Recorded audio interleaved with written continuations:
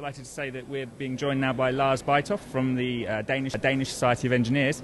We're going to talk to you about your new report, Future Climate Engineering Solutions, which is raising some of the new technologies which might be able to help solve the climate crisis. Actually, I looked at the report this morning. It's really interesting, and it says kind of the basic message seems to be that it is possible to reduce emissions of greenhouse gases by 50 to 85%, and that the technology already exists. Which is kind of a positive message, and it sounds like good news. So Lars, could you tell me what are these technologies and how can countries use them? It's actually kind of, it's common sense. Instead of trying to invent the wheel again, we have looked at what's already on the market. And a lot of people are saying, one size fits all. That's not true in this case. So we've looked at the individual countries and saying what is right for them. So in Japan, it could be nuclear power, where in Denmark we have a lot of windmills and you have biomasses and so on. So it's the technologies that exists that are used to reduce the emission up to 85%. Okay, that's interesting. It's interesting that you raised the issue of nuclear power, because I noticed that the report, it breaks down the kind of technologies we might want to use into short term, those which we could implement straight away, and perhaps there's the kind of the longer term goals like carbon capture and storage, which maybe we'll come to later, and also fusion power, which is maybe the holy grail of nuclear technology. So what role in the short term do you see nuclear power as having? Of course, there's a lot of differences around the world on how much emphasis that should be put on nuclear power. I believe that nuclear power is one of the solutions that we need to look at to ensure that the CO2 emission don't get too high. Of course, there are other bad things about nuclear power disposal and when we have to get rid of them in the end. But it is a tool that has to be used together with the other tools. What we also have done in this report is look at what resources do the nations have. So in Japan, nuclear power is needed because they need a lot of electricity to facilitate the creation of jobs and all the IT sector where they use that a lot.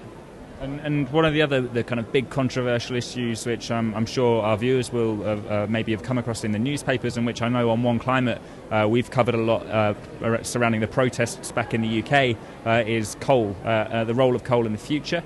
I know in the UK that they're planning to build 2 new coal-powered fire stations as part of our energy strategy, and they say that there's a coal-powered fire station going up every week in China.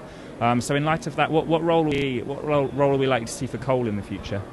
We need to use coal for the next years before we are able to transform from fossil-based fuel to green tech technologies. If you look at coal, on gas and oil, they actually consist of, they make 50% of all the transportation at sea. So if we go from those fossil-based fuels to renewable that are locally based, then we can actually reduce half of the transport that goes on by the sea. Okay, and just coming back to the kind of the production side for the time being, carbon capture and storage is obviously a massive issue and very, very controversial. As an engineer, this is a report kind of looking at future climate engineering solutions. What are the prospects for carbon capture and storage? Is this a technology we should be relying on? How can we use it? The best thing is not to be in a position where we need it. But if we are in a position where we have too much CO2, then we need to do something about it. And then carbon capture storage is one of the solutions. It's very premature at the moment. So we have to develop a lot to ensure that when we pump it down in the underground, that it's not coming up. So it's there. It's ready for the moment, but it has to be developed a lot to be able to absorb those quantities that people are talking about. And what kind of time scale are we looking at here? Because in the report it says that we really need to see greenhouse gases emissions, that we've got to be peaking by 2020. Does carbon capture and storage represent a kind of viable technology to be working towards that goal? No. It's on the long horizon that it has to be used. Okay, that's interesting. And just coming back to that point, actually, I'll read the quote precisely. Greenhouse gas emissions should peak as soon as possible and certainly before 2020. This really caught my eye in the report, because when I hear 2020 as the peak, which I know is the scientific consensus, I think, goodness me, politically and technologically that seems very ambitious. But the implication here seems to be that actually it might be possible to peak before then if there was a real kind of drive. Have I kind of picked up the right lines there? Yeah, and that's one of the fundamental things in the report, that instead of coming up with solutions that are unrealistic, then we're saying, okay, there's a world outside our technologies, and a lot of politicians, a lot of people, so we have to ensure that things are possible and we don't decrease the standard of living. But with the technology, it is possible to ensure that the peak come as soon as possible and before 2020. But of course, the politicians need to take the actions. I mean, a lot of people are talking about it, and as long as we're talking, nothing is done. I've got my colleague Jeffrey Allen sitting next to me here. He's been monitoring the Twitter website and the OneClimate website, where our viewers can put their questions forward. Jeff, you've been browsing the net for interesting material related to this interview. What have you come up with? Yeah, I think the thing that's being talked about the most on Twitter right now is this Time magazine article that came out today. It's called Copenhagen's Real Challenge: Technology to Meet the Targets. And it mentions near the top of this article, I'll just read a quick quote and get your comment on it. It says, "Beyond the policy wars in the halls of UN summits and in Capitol Hill, the battle against climate change requires better and cheaper forms of alternative energy, which will need to be deployed fast. Unfortunately, they don't exist." And then there's a quote from the journal Nature that says, "Stabilizing the climate is a huge technological challenge, and the solution of ready-to-deploy, scalable, low-carbon technologies is far from being a reality." That wasn't from Nature itself. It was someone writing in Nature magazine. Do you agree with that? No, I don't, obviously.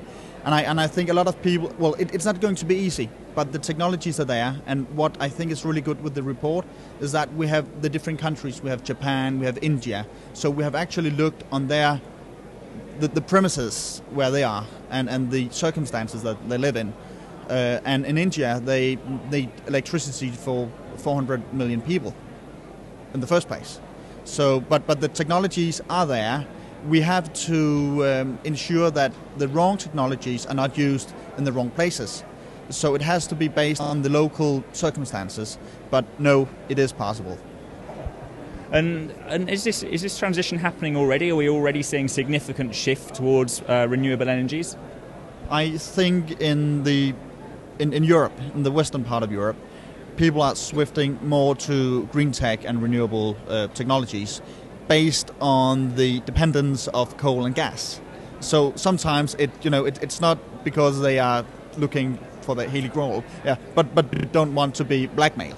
I think a lot of people have seen, with the oil peaked at over $100, that we need to go other ways if we have to improve the standard of living around the world. Then we have to do something radical, because we can't actually afford to use the traditional methods.